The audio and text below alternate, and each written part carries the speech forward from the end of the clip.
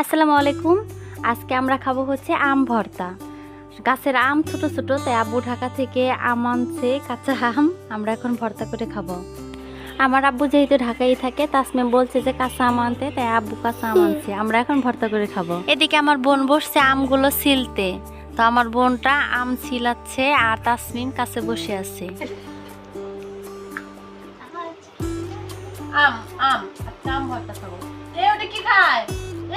দুষ্ট দুষ্ট পানি আম খাও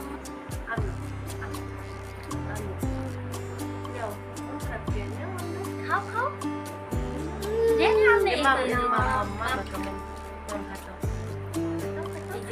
আমার বাবার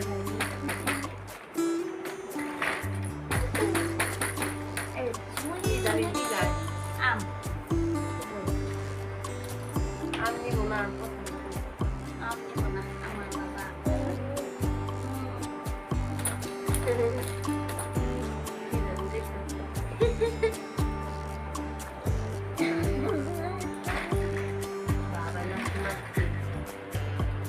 সব জায়গায় আম হচ্ছে পিচ্ছি পিচ্ছি। এই যে আপু ঢাকা থেকে আম কিনে আনছে অনেক বড় বড় আমের। আমরা এখন ভর্তা খাবো, আর এগুলো তো খেতে অনেক ভালো লাগছে না? মিষ্টি আছে আম। বাবা খায় ভর্তা কি বানাবো? খাই শেষ করি, খাই শেষ করি। সব জায়গায় আম একবার পিচ্ছি পিচ্ছি না, অনেক বড় আম দেখছেন।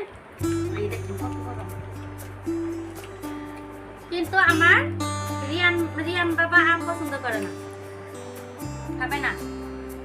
কয়েকদিন পর তো আম খেতে মন যাবে না।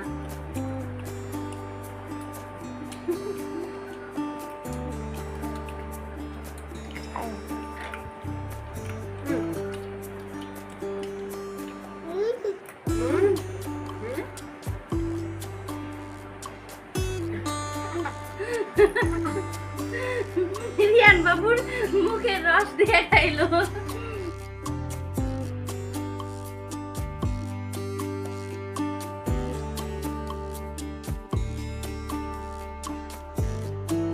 আম ভর্তা করে খাওয়ার জন্য আমার বোন সবগুলো আম ছোট ছোট করে কেটে নিচ্ছে।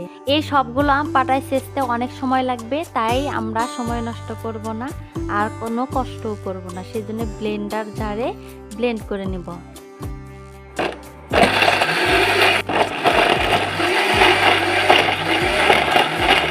একেবারে মিহিন করে আমি ব্লেন্ড করে নিই। আমের জন্য দানা দানা থাকে, সেজন্য আমি সেরকম ভাবে ব্লেন্ড করছি।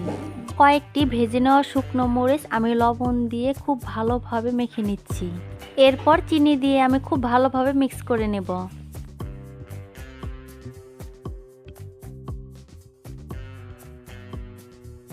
চিনির পরিমাণটা আমার কাছে কম লাগছিল, তাই আমি আরো দিয়ে ভালোভাবে মিক্স করে নিচ্ছি আমের সাথে। আমাদের আম ভর্তা তৈরি করে নেওয়া শেষ। এখন আমি আমার বোন খাচ্ছি, আর এদিকে আমার পিচ্ছি রিয়ান বাবাটা তাকিয়ে রয়েছে, তাই আমি খাইয়ে দিতে চেষ্টা করতেছি। ওর তো বয়স একেবারে কম, ও তো খাইতে পারবে না। তো যাই হোক, আমাদের ভিডিও যদি আপনাদের একটু হলেও ভালো লাগে, তাহলে প্লিজ সবাই লাইক শেয়ার সাবস্ক্রাইব করতে ভুলবেন না।